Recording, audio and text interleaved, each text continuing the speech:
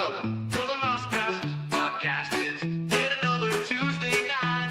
We have Matt Hoffman and Chuck, and the show should be out of sight. This is where the mind meets the magic. We dive a little deeper every time. Theme parks, cruise ships, and travel. You don't listen, maybe now it's time. This is where the mind meets the magic. We dive a little deeper every time. Theme parks, cruise ships, and travel. If you don't listen, maybe now it's the time. Mousecast Podcast is diving in. Hello, and welcome to Mousecast, the podcast where the mind meets the magic. I'm Chuck Lineberger, and we are back for another great show here on Mousecast. And joining me tonight, we have our great friends. There's Hawk, there's Megan, and we have Matt as well. And so, let's see, Hawk, are you taking over or am I taking over here?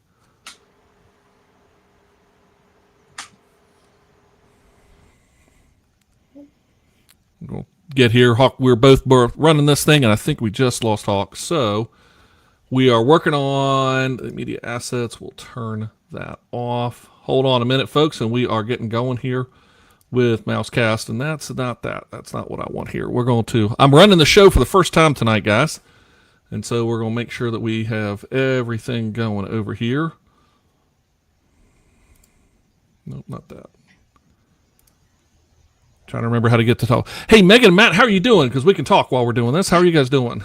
Doing good. I don't know if we should maybe be amazed or concerned. There we go. Hawk is usually the one running this thing. But, it goes smoothly every week. It does go smoothly eventually every week. It's been a while since I've messed with the actual editor and figured out how to turn these things on and off. And so there you go. It's in the overlay, folks. That's how you do it. So tonight we wanted to continue our conversation about Halloween in the parks, and unfortunately, Hawk may be with us or may not be with us. He's in Tampa currently, and about 15 or 20 minutes before this podcast was about to begin, they had a power outage, and so he was running battery, and his battery was running out pretty quick. So we may have lost Hawk for this show, but that's okay. We will soldier on and carry on here. Actually, Hawk has re-entered the studio. Here is Hawk with us. As you can see, Hawk is in power outage mode. So, Hawk, welcome back to Mousecast. How are you doing, sir? Hawk, you able to hear us okay? He may not hear us yet, but we will add Hawk in as we're going. So tonight, guys, we thought we would talk about Halloween in the parks, and we're not talking about Magic Kingdom or over at Universal Studios Orlando, because that's where you do find Halloween pretty prevalently in the parks. There's lots of decor and everything like that. But it's interesting that when you go to the other parks, Epcot, Hollywood Studios, Animal Kingdom, Epic Universe, Islands of Adventure, you don't really see a huge level or a substantial level of Halloween decor, Halloween activities, all of that, compared to what we see in the compared to what we see for the holidays, where every park, every resort even, is all decked out tonight. Danny, welcome. Glad to have you with us tonight. Thank you for being with us. We appreciate it. So, I guess, guys, we kind of start with you two. We talk a little bit about, first and foremost, why do you think there's less of a presence of Halloween in the parks? And again, I'm talking outside of the Magic Kingdom and Hollywood Studio or Universal Studios Orlando, compared to what we see for the Christmas holidays, where it's everywhere. Now, we'll start with you. Got any ideas? What do you think?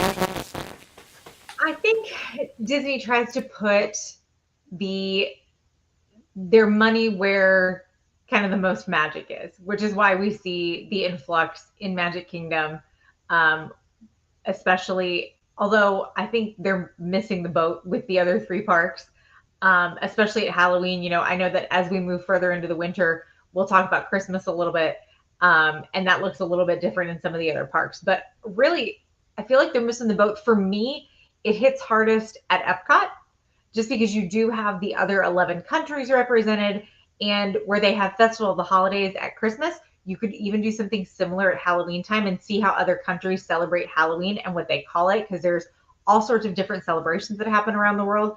I would love to see something like that, but I think Disney's kind of gone all in on Magic Kingdom, really for that fantasy piece of it all. But I'd love to see more. Matt, what do you think? Yeah, what do you think, Matt? Yeah, I really wish I understood why Halloween isn't represented like the other, like Christmas and even Easter. We went down and saw like Easter eggs and stuff like that at the Grand Floridian, and during Halloween there's nothing. Like I feel like it could definitely like represent. You get like jack-o'-lanterns going on, or even maybe you could do like they do the gingerbread house during Christmas time. You could do like some kind of haunted gingerbread house at the Grand Floridian. Like this, there's so many different ways I think Disney could incorporate Halloween. I just don't understand why it's not as big as Christmas. And I know we've talked beforehand where Halloween is starting to rival Christmas as far as decorations and what people are doing at their own homes and stuff like that. So you would think, Disney would kind of do the same. So it's definitely interesting. Yeah, it is kind of interesting that we find that again in the resorts, and I don't know why, because Halloween is a very popular time period, and I mean and actually the interest in Halloween, as you see, go to the Lowe's and the Home Depots and all these places, the amount of Halloween decor continues to grow, and frankly, Disney related Halloween decor of going to Lowe's, life-size, tall Mickey Mouse kind of thing going on here. And so, yeah, I know, guys, apparently I'm getting some static in my mic. I'm not sure why. We're going to see if we can work on that just a little bit here. But, Megan, to your point, what do you think that the parks could do and the resorts could do to try to increase that? I would love to see. So many people come to Disney during Halloween time. A lot of them are going to the party, but a lot of people can't afford the party. Those party tickets, they get up there, especially as you enter into October and you get closer and closer to Halloween. But you still have a lot of kids who they want to get, and quite frankly, as a parent of young children who pays for those costumes, we all want to get as most wear out of the costumes. What I would love to see is that for on-property guests, I would love to see like costume contests at the resorts. I think that'd be great. Whether you're going to the Halloween party or not, that opportunity to put your kids in their costume, take it with you, get them dressed at the resort. You don't have to pay hundreds to thousands of dollars to go to the party. Do that. Trick-or-treating around the resorts. It's like pin trading. The resorts Stealing on my thunder here, Megan. Stealing on my thunder. Well, jump right on in, Matt. Just go into it. Literally, everything she's naming off, I'm just like, you taking off. It's like, are you in my brain right now? Well, yeah. So, Matt, kind of expand upon that. What do you think? I didn't want to interrupt too much, but yeah, it was literally, I was thinking about it this morning. I'm just like, trick-or-treating around the resorts, a couple of spots, and this like the tickets for the Halloween party, like Megan said, get up there. So it's just like, why can't like the resorts guests, like with little kids, like, hey, here's a couple of spots you can trick-or-treat and stuff like that. Or even like you said, the costume party, they do like movie nights by the pool, stuff like that. Why not introduce something like a little a mini like Halloween party and stuff like that? And maybe not like as often as they run the Halloween party, but maybe like once a week, like pick like a Saturday or a Sunday or something like that. And just, to me, just lends itself, especially at the resorts, there's a lot more something like that. So I'm glad somebody else had the same thought I did. Hawk has gone all in. I was going to say, Hawk has gone theme here. Yeah, absolutely. I mean, we are, ladies and gentlemen, it's now time for Spooky Scaries with Hawk. If Now, you're not watching this on video, you really should be. You need to be watching us on video right now, or go back and watch the video. Hawk has lost power. Mamma mia, let me So go. he is literally working off battery and cell phone right now. So kudos to Hawk for making all the efforts to be with us. Hawk, what do you think here?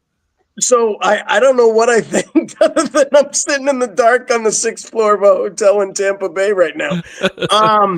No, I didn't get all the questions, and I didn't hear what we were kind of touching on. We're So kind of bring me up talking a little about bit. ways that we think that what are ways that Disney and Universal can try to interject more Halloween decor activities, events into the other parks and or the resorts?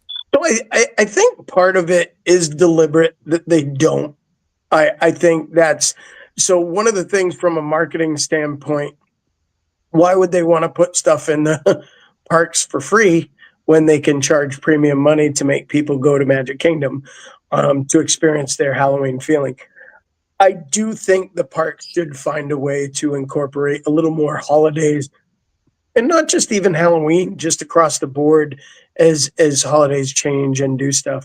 So it's interesting on what they could do, though. You know, I'd love to see.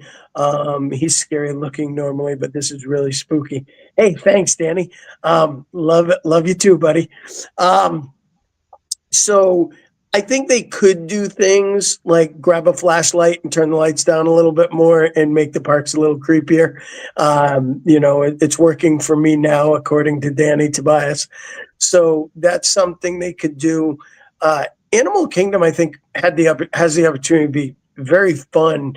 I wish they would almost, you know, I understand like Universal does Horror Nights, and it is a spooky element. And we talked last week at length about, you know, how Villains Land could potentially be spookier or scarier.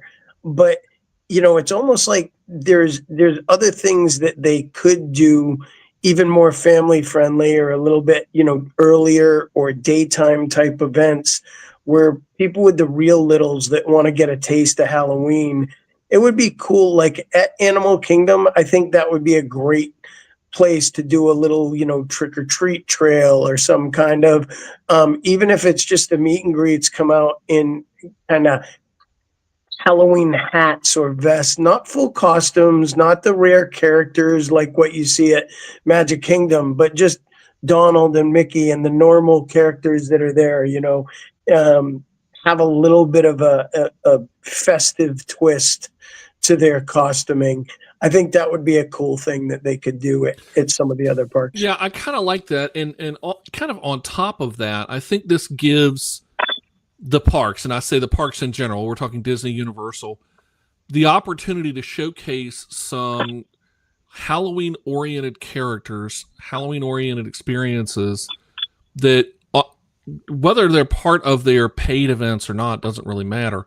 You know, think about the fact of, you know, just Jack Skellington alone. That draws people into the parks. And we know that for Mickey's Not So Scary, a meet and greet with Jack Skellington is a number one big draw. I mean, Matt, you've seen it. I mean, they're lined up for, you know, like what, an hour or something like that. It's crazy. When we first did we were told. Yeah, so think about what if we had maybe not Jack, but you had Sally, maybe Oogie Boogie, Ichabod Crane, and some of the other characters, maybe even to a meet and greet with the Headless Horseman, you know, actually on the horse just sitting there or something like that. But you add some of these pieces into some of the other parks somehow, some way, and that allows that draw. It's another reason to come out to the parks for that particular time period. Now, Epcot, we know we got Food and Wine. That's a big draw. So, you know, Epcot has to be careful. You could still do festive decoration and a little more spirit. I think absolutely that's where Epcot could do decor. Yeah, go ahead, Matt. When Megan had first mentioned it, I thought about the Spaceship Earth ride, and I was like, oh, we're just how to basically what? A big jack-o'-lantern and make it interactive, different, like you turn it orange, interactive faces, you know, some kind of audio overlay and stuff like that, and go. To me, that just lends itself to a whole, you know. They need to rip down Spaceship Earth and make it the Sphere. Epcot needs the Sphere. Oh, brother. And just do, could you imagine seeing Disney presentations? Could you, I say this somewhat jokingly. Have you ever been in the Sphere? But could you, I have not been in it. I have, and it's unreal. Okay. No, I mean, I'm not kidding, unreal. So this is kind of my point though, Chuck. Yes, no, seriously. I've seen enough video. Could you imagine if Disney did what the Sphere is doing with Wizard of Oz and did 5D experience Disney movies inside of a sphere in one of the parks. That would be, with that technology and the things that they could showcase and do the night shows and everything else around something of that mass. I mean, I love and I continue to thank the Phoenicians, but let's be honest, the Phoenicians could be, bye. Thank you. Enough. There's some structural issues that probably might not make that happen. I don't know. But the idea, frankly, of bringing a sphere to, say, Disney Springs as a whole separately ticketed event, that's a whole different ballgame, and I think is a phenomenal idea. As we, in a future show, we'll talk about kind of, I think, the rejuvenation or kind of the reimagination of Disney Springs Entertainment, which is a whole another bit that we can talk about. But Matt, back to your point, though, the idea of doing a projection show at Epcot and using it as a jack-o'-lantern is brilliant, because even with, you could keep the communication story going on inside. That's perfectly fine. But it becomes an attraction in and among itself, much like what you have for, the projection shows that we used to have before Happily Ever After. If you remember that, there was a projection show before it would have been before Wishes, I guess, at that point. And there was a projection show, and then you had the fireworks. And so I do really, really like that idea. And then that's another way to add a holiday element and a holiday overlay into the parks. And all three of you, I'd also kind of go, where else could Disney use? Danny says, better sphere like video or projection on Spaceship Earth. That's going to be the interesting part of that. And Tom also says, can you imagine a sphere version of the Carousel of Progress? Oh, speaking of some interesting things here, a sphere version of Carousel of Progress, that'd be interesting. No. Okay, Tom's already got him. Hawk's already scary enough as it is right now. But so Megan and Matt, Hawk, what do you think about? There are some other ways, though, in the parks and in the attractions and experiences to do some overlays. Now, we know Disney has been very hesitant. Universal, I think, in the same game, might be a little hesitant to do some holiday overlays. For Disney, the long-running reason has been that people come to Disney, it's in their once-in-a-lifetime experience, and they want them to have the original experience versus an overlay. I challenge that train of thought, but that's been the supposedly the reasoning behind it. So, what do you guys think? Where else could they use that projection technology, Matt, like what you were talking about? Not so much the projection technology, but something you mentioned, like, if people want that once-in-a-lifetime experience, then I think what Disney could do, essentially, if they really wanted to, which I don't know how well it would go over because they already have, like, Mickey's Not So Scary Halloween as a separate ticket. But if you did, like, different overlays, but did it as a separate ticket, like, in these events. So, like, if you wanted to do, like, a, let's say over in Hollywood Studios and you change Mickey and Minnie's Runaway Railway to, like, something more Halloween-oriented, or you change certain things to be more Halloween-oriented, like overlays, but you did it as a separate event, so that way those people with those, once-in-a-lifetime opportunities can still get the original, they get the actual ride, and the people that want something different, you can essentially charge them for it, which isn't ideal. Matt, it's just a thought. Matt, I think you kind of touch on a good idea, but I think they could do it without necessarily having to charge for a second ticketed event. By doing the, like, similar to what they do with the parties or even some of the after hours events, by changing it after a certain time. Now, Disney is in the business of making money. So obviously, more than likely, these are great topics to discuss, but they're not going to happen with any level of reality unless Disney can see a way to make some extra revenue, because they're not going to put money into something that already works to change it unless they see a potential for additional revenue. And I mean, that's just good business practice. So as much as we're fans, speaking of different ideas, like Chuck, you're never going to see Ichabod Crane or the Headless Horseman or anything else at Animal Kingdom unless they charge for the scary safari, and you can go in and enjoy the scary safari night at Animal Kingdom. Like, you're going to have some kind of shtick that's going to get associated with it. But to Matt's point, I think you could do some light overlays with some of the rides and experiences to create a theme of the season. And, you know, to your point, Matt, Epcot and the Sphere, like not the Sphere Vegas, but Epcot, the ball itself, doing a projection of a jack-o'-lantern, you know, that just creates a great photo opportunity. It really doesn't need anything that's, you know, a large amount of money, but you can't get, like when you walk into Magic Kingdom in Halloween, the pumpkins are stacked in the front. The whole entrance to the park changes. When you go into the hub, the scarecrows and the pumpkins and everything are in there, the decorations, you can tell when you take pictures that you're there during Halloween. Okay. That's one of the nice things about visiting Magic Kingdom at Christmas or Halloween or at other times. Like you get a little bit of the spirit of the season, 4th of July, for example. If you did some of those things subtly at other parks to allow people to have the photographic memory of spending a holiday or holidays in the parks, obviously Christmas is well taken care of. There are trees in all the parks. It's clear to tell you visited Disney at the holidays. But other holidays aren't necessarily that enhanced in other parks. So it would be nice to just get some subtle decorations, some subtle changes.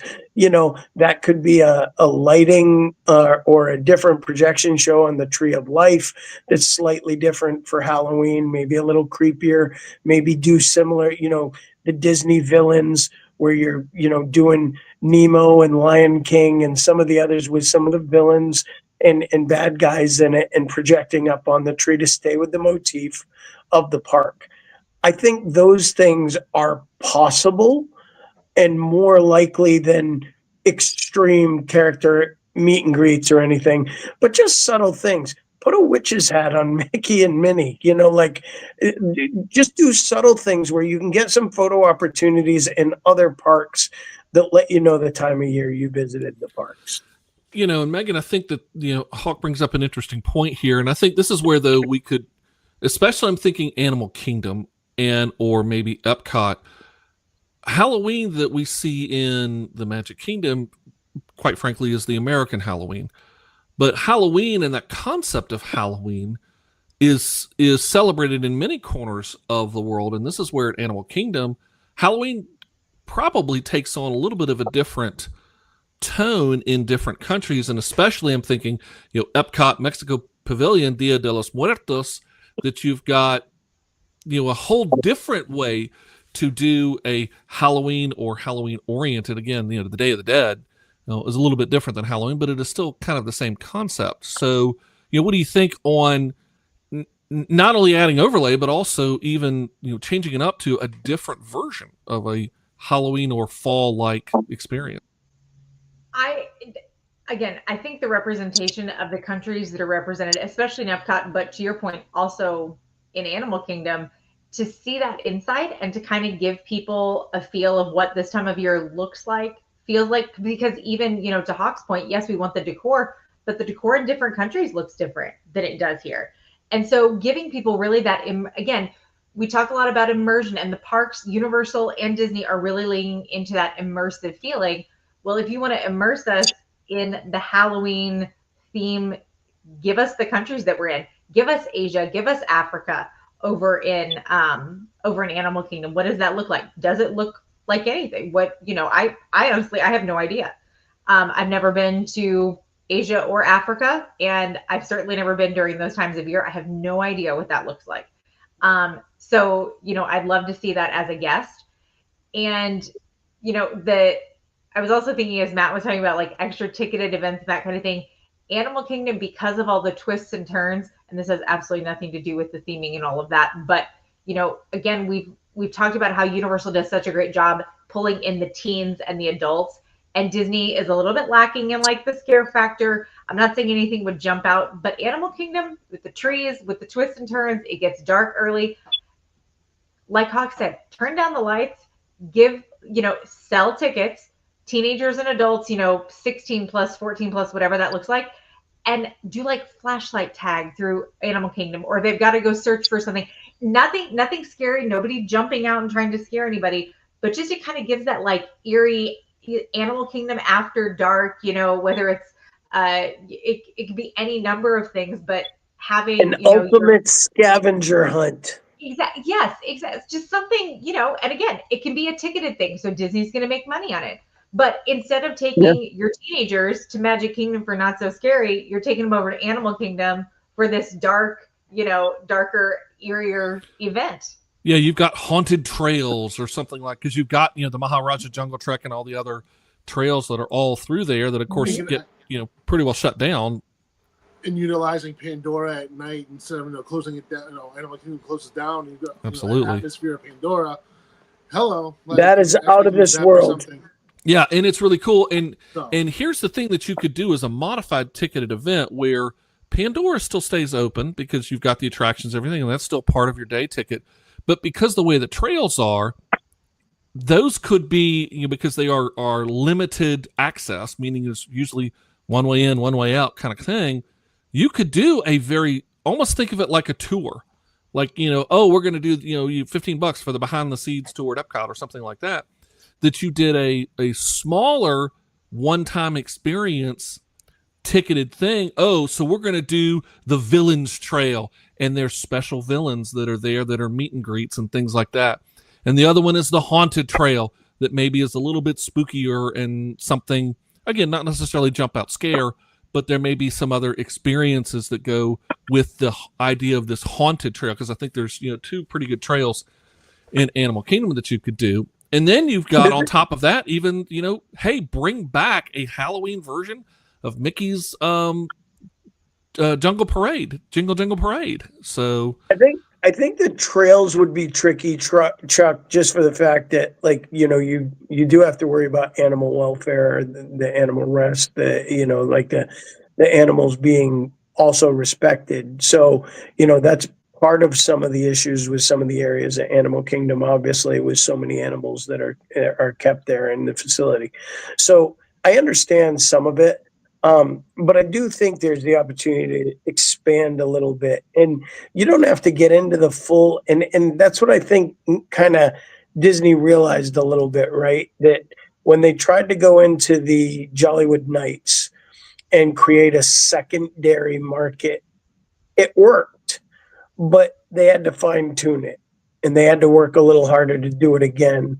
And now, does that event supersede the Christmas party? No. Is it something people are going to do more than once? Most people I hear say, it was fun once, but they wouldn't do it again. So it's hard to compete with the original events that have the draw, like HHN for Universal, like Mickey's Not So Scary for Disney, and like the Mickey's Very Merry Christmas Party. I think those are realities that Disney has also realized, that you don't want to spread yourself too thin, putting things out, trying to make an extra buck, because you risk alienating your fan base and also not maintaining the level of purchase that you had at your premiere event. So you've got to walk that delicate line, right, of creating something that people want to come to and trying to maximize a little bit more dollar. I think what we're basically talking about in reality tonight is what can they do to seasonalize parks, resorts, restaurants a little bit more to make you feel like you're in the season outside of Christmas, because they're really good with the Christmas holidays. You get the gingerbread house usually in Grand Floridian. You get things that you can experience, the carousel at Beach Club. At Easter, you get the Easter eggs in a bunch of the resorts that you get to go check out that are absolutely amazing and fun to see. But I think, what we kind of talked about with this show was trying to get some of those experiences involved with the Halloween season, because it is almost as big as Christmas for a lot of people, and it generates a ton of revenue across the world. And it's a holiday that people love to celebrate, love to experience, love to get a lot of candy from, because I want the candy. And, but the reality is Disney does have room to grow. Universal does have room to grow. They do a great job with what they currently do, but where could they make those improvements? So like Matt, Megan, as well as Chuck, we'll start with Megan. What little improvements would you like to see the parks, resorts, and restaurants make to just improve upon theming and making you feel like you're visiting during a holiday time? My big thing, and again, this is something that I think we see pretty well at Christmas, but could definitely be beefed up again, especially at the resorts for Halloween. I would love to see more seasonal menus at the restaurants. I think really leaning into because fall flavors look a lot different than summer or spring. And I think leaning into that, do not go pumpkin crazy on me. I don't need pumpkin. I was about to say pumpkin But, spice everything. But you lean into whether it's like an acorn squash something. Maybe there is a little bit of. Meanwhile, it's still 85 degrees every day here. I didn't say it needed to be chilly, but I'm just, you could definitely do those flavors in different ways. Especially the resorts have really great restaurants, restaurants. And I think it's worth taking time out of your park day to go to a resort and dine. But if you are looking to continue that fall, that Halloween feeling outside the parks, food is one of those things that people are going to look for. It's something that we have back home where you kind of see a little bit of the seasonal menus. And I'd love to see more seasonal menus specifically at the resorts for this time of year. Yeah, I think that's an awesome way to do. Hey, folks, while you're watching and if you're in the chat, share out your thoughts. What are some ways that you think that Disney Universal can really amp up, or as Walt Disney would say, plus up the Halloween or fall experience at the parks and the resorts? Matt, what do you think? So one of the things I was thinking about was more like with the resorts is kind of like having a more, especially like if you look at like Art of Animation or something that has like characters or different sections, is how do you integrate maybe like costumes for these characters in a way? You don't have to go totally overboard, but going back to something that Hawken mentioned, like photo ops. Like we said Art of Animation last year, and just you walk around all the different Cars characters, and then there's the Jungle Book and the Lion King. But how do you kind of get like either something silly or just something like that where you can be like, oh, it's Halloween or that type of season, but you can kind of like make it fun at the resorts for different photo ops. Like, hey, like Hawken mentioned, I'm here during Halloween, so Mater looks like a clown, or you walk over and the hyenas have like they look like clowns or something like that. Whatever you want to do, just something like that I think like even at the resort level could bring just simple changes to make it feel more of the fall Halloween kind of season. I think, Matt, you bring up an interesting point, but I don't even know that you necessarily need to bring it in with characters or anything else. I think just some more subtle decoration and set photo ops. And, like Universal does a great job when they market new films, for example. They'll when the new Jurassic movie was coming out, they had a giant cutout with a dinosaur down in front of Velocicoaster, and it's just a photo opportunity. But Universal does a great job with things like that. Disney does a good job putting the signage up in Disney Springs for new movies that are coming out and everything else, and you can go take your little photo op in front of the little billboard in front of the theater. It tells you the newest Disney movie that's being played in there. And people love that. I mean, they love the opportunity to just go take those little photos. So I don't think you necessarily have to even incorporate characters into it as much as, look, for example, Magic Kingdom even does a good job with this. They have the little cubicles, and so does Animal Kingdom, that you can go take the photos in. When Epcot does the Farts, Festival of the Arts. They have, when Epcot farts, there's these boxes you can take pictures in. But Festival of the Arts has all the photo opportunities that you can just go take the pictures in. And I think in reality, those are great things that they could do more on a holiday base than they currently do. They could make some easy, no additional cost for putting a paid character out in a spot that they're not usually in, no additional aspects of that. It's just building something stationary at low cost that you can leave in the parks that creates a seasonal memory that gives you the opportunity to take a photograph. I think those little things would be nice to see. It is, and I think that there's some easy ways that they can do that as well. And I'm kind of jumping over, and I've got several ideas that also walk back to Hollywood Studios, for instance, using and utilizing both Hollywood Street and also Sunset down there. Disney has done a good job with projections. So using and projecting onto those buildings, especially at night, to change the tenor of them.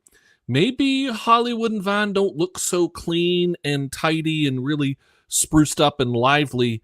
They're a little rundown. You can introduce some spooky there. You can even in the windows put some characters that or anything like that. So there's ways to add some holiday or Halloween decor at night there as well. I had a great thought, and I think it was something Matt was saying that triggered this idea.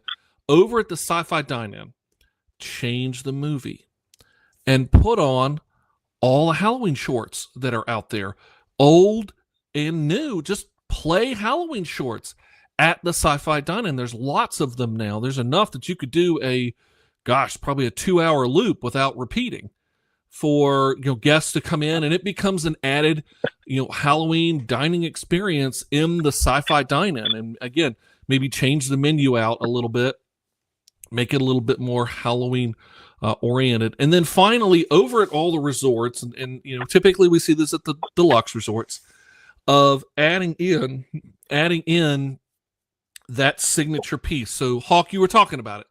You have the gingerbread houses at the holidays, or gingerbread creations, I should say, because it's not always a house. But you also have the Easter eggs.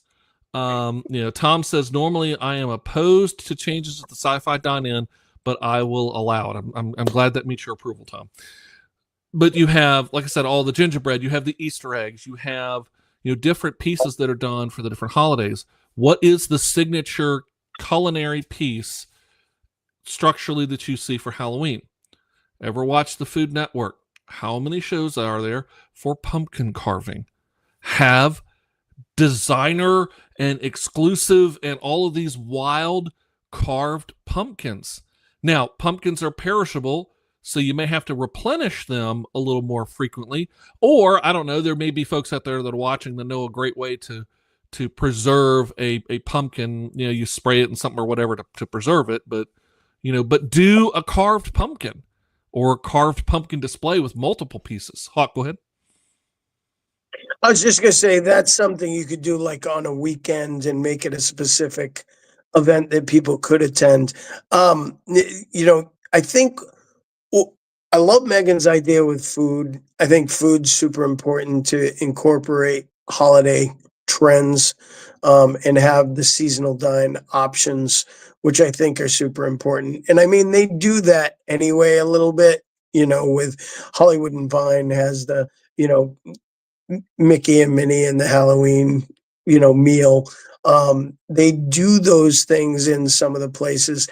I think one of the places that I feel it really lacks the most, though, is getting down to the resort level, where, if you're not going to the party, if you're not going out or spending that kind of money, I'd love to see more of like the promo teams and the kids at the pool that are working to excite the kids and do stuff with a little bit more seasonal based games. And they do it a little bit with the arts and crafts. You do see that run seasonally.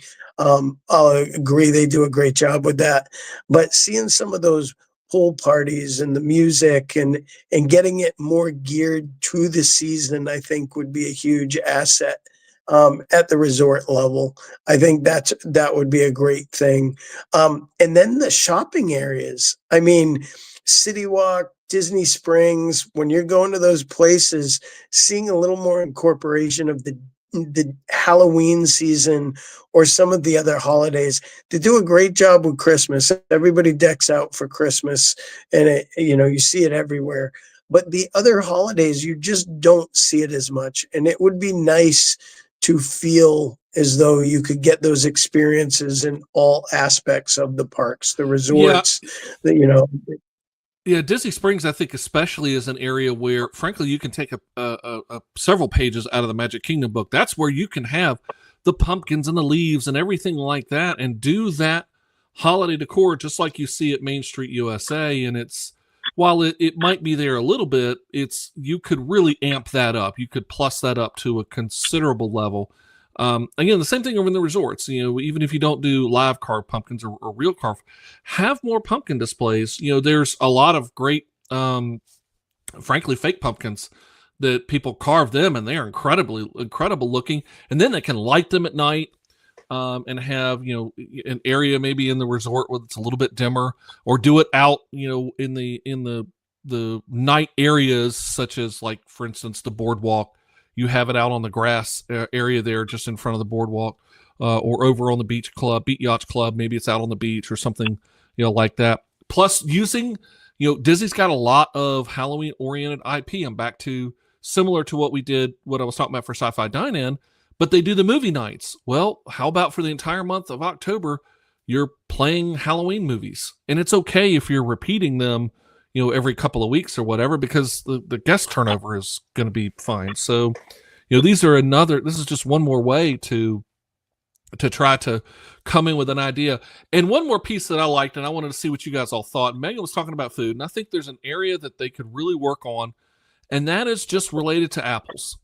I mean, apples is a very fall dessert treat, and there's a bazillion ways to incorporate apple treats into not only the parks, but also down in the resorts. Megan, what do you think? I agree. I was actually sitting here just thinking, like, we're talking about all this pumpkin stuff, but even with the decor, you could lean into apples, because a lot of people, I mean, not those of us who live in the South, but people who live in other parts of the country where we see fall, they go apple picking in the fall. Welcome to the mountains of Virginia. Yes. And I specifically, my brain immediately went to Wilderness Lodge, because you have the character meet and greet, or the character meal over there with Snow White and the Evil Queen, and oh hey, there's an apple involved. So I really think that you could definitely lean into it. I would lean into it there, but just in general, absolutely, I'd love to see more apple decor and food around the parks.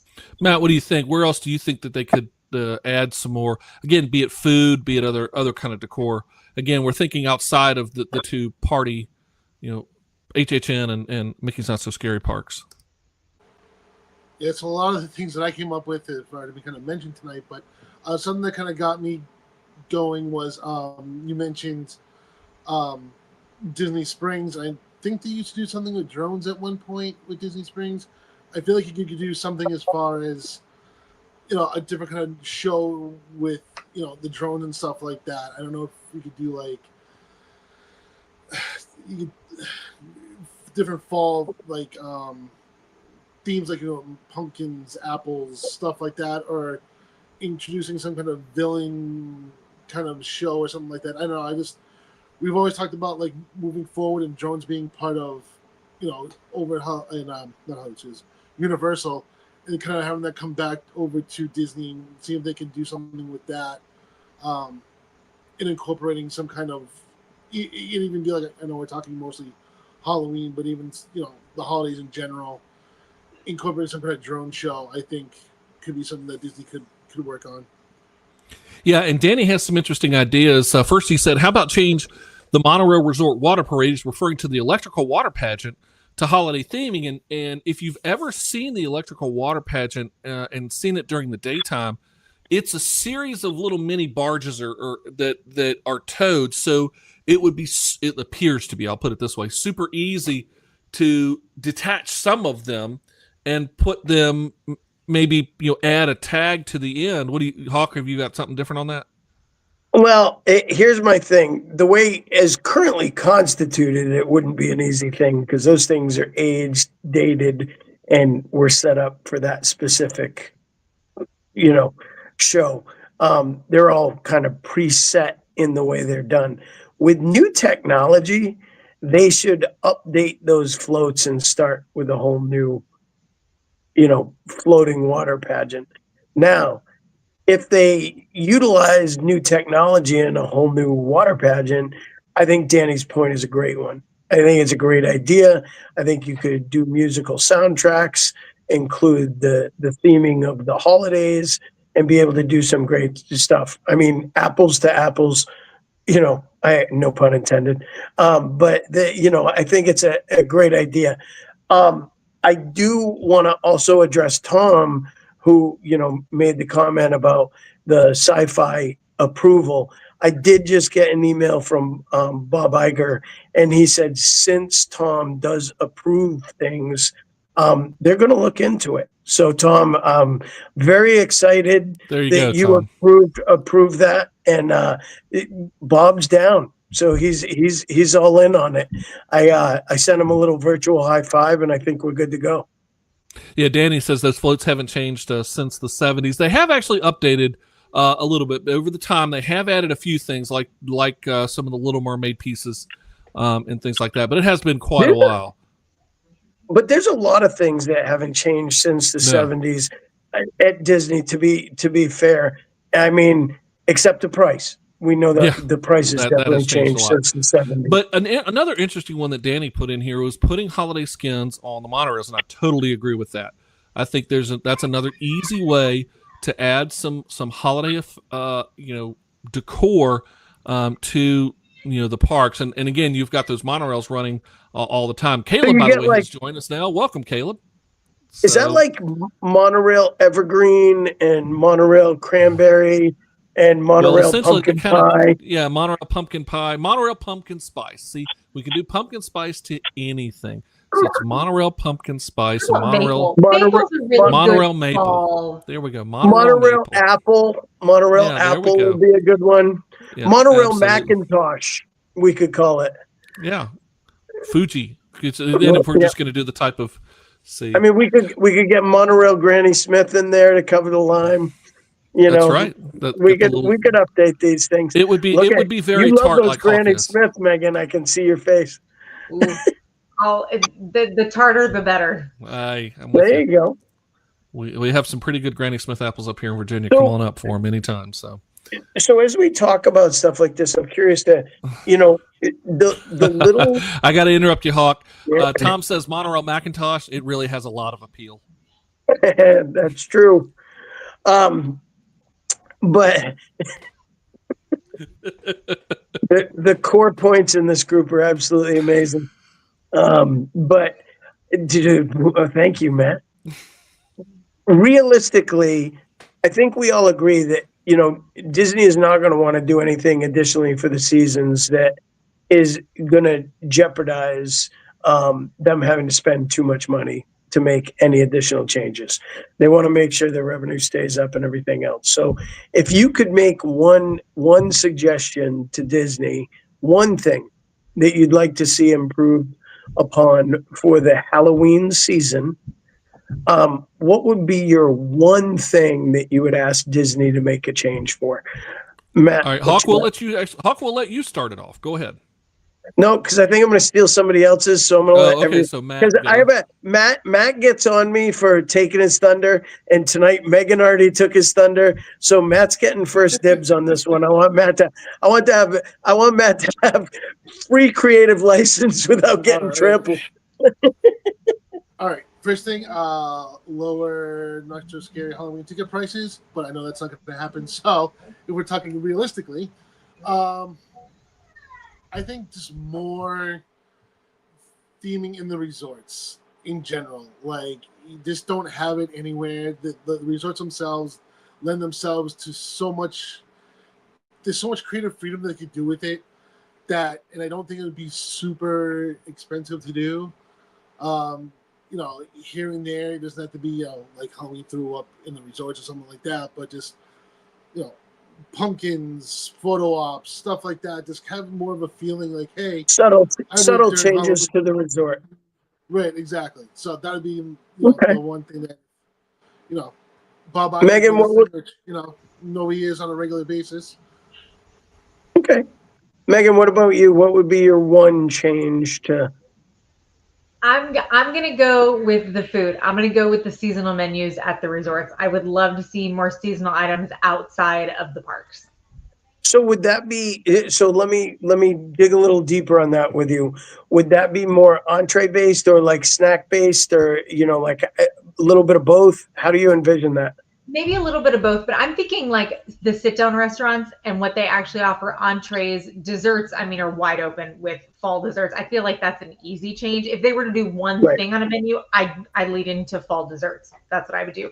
Even Okay. maybe just like some of the sit-downs have specialty menus at certain times of year with just, there's this one appetizer that's special or maybe one entree. Start small. It doesn't have to be the entire menu, but I think something like that for the fall season would be great. Okay, Chuck, what about you? I'm gonna let you actually go first, and then I'll wrap it all up. Come on, go ahead, Hawk. Okay, so for me, I would love to see. I thought Matt's suggestion about Spaceship Earth was a great one, and it really got me thinking to the fact that the icons in all the parks should have some kind of subtle photo opportunity throughout the day, regardless of whether or not you pay to attend Mickey's Not So Scary.